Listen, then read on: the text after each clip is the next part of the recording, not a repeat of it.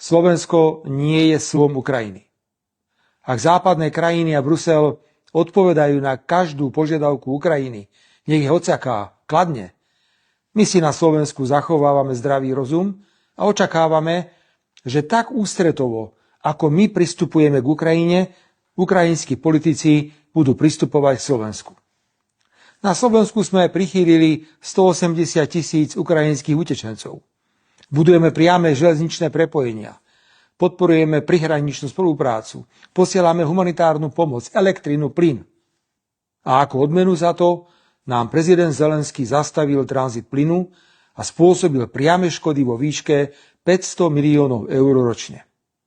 Jeho argument, že kúpou ruského plynu podporujeme Rusko vo vojne proti Ukrajine, je falošný, pretože viaceré západné krajiny vo veľkom odoberajú ruský skvapalnený plyn. A dokonca aj ten plyn, ktorý ide na Ukrajinu cez naše potrubie, má ruský pôvod.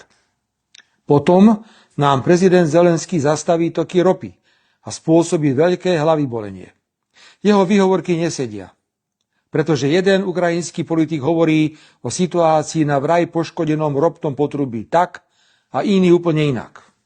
Naše spravodajské informácie potvrdzujú, že ropovod na území Ukrajiny je funkčný a že zastavenie tranzitu ropy má čisto ideologické a politické dôvody. Už zastavenie plynu bolo neseriózne a Slovensko poškodzujúce rozhodnutie. Pri rope je to obdobné.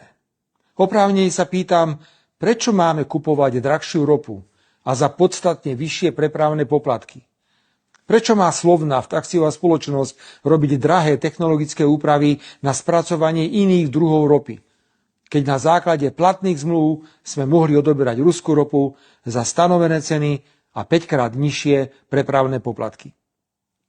Vážení priatelia, je smutné pozerať sa na Európsku úniu a jej orgány, ako nechránia záujmy členských krajín Európskej únie. A ako na ich úkor uprednostňujú ďalšiu a ďalšiu podporu Ukrajiny vo vojne s Ruskom. Nedôvera v únii narastá brutálnym tempom a bude mať za následok neschopnosť Európskej únie prijímať dôležité rozhodnutia, na ktoré bude potrebný súhlas všetkých členských krajín Európskej únie. Bude problém schváliť ďalší sankčný balík proti Rusku.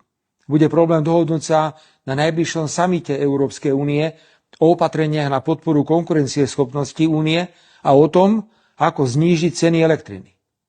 Ak sa niekto v únii naivne domnieva, že receptom na prehlbovanie nedôvery je zrušenie práva veta a trestanie suverénnych krajín, ako je Slovensko či Maďarsko, musí si uvedomiť, že vedie úniu do záhuby. To, čo predvádza ukrajinský prezident, bude samozrejme viesť k recipročným opatreniam.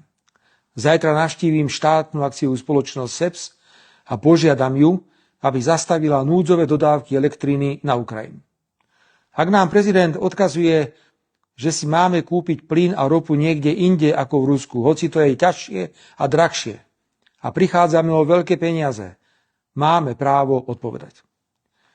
Vážení priatelia, Slovensko nie je banánová republika, ktorá hneď urobí všetko, čo si želá Brusel, Kyjev, či Washington alebo Moskva.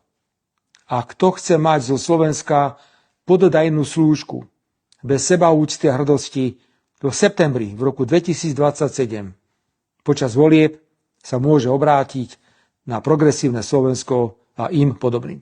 Pekný večer.